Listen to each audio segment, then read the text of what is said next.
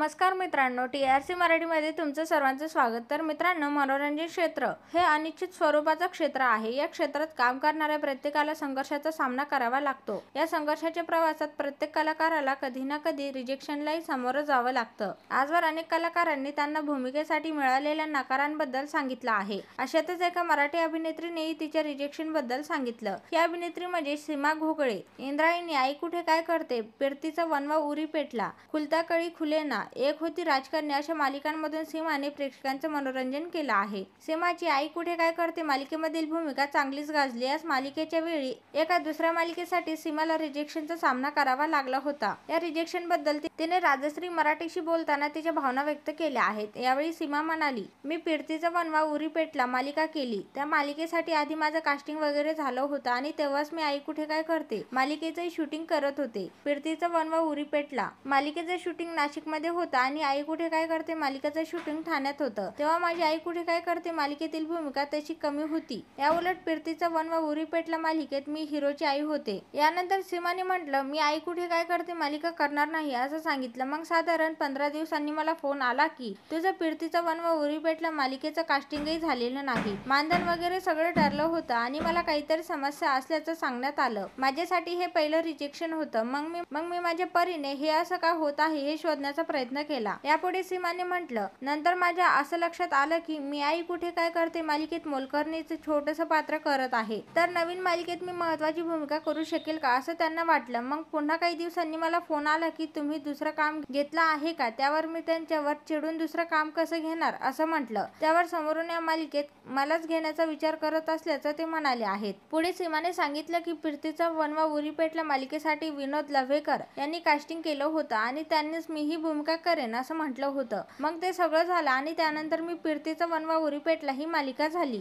मी ती माझ्या परीने केली। दरम्यान फिरतीचा वनवा उरी पेटला मालिकेत सीमाने कृष्णा ही भूमिका केली होती।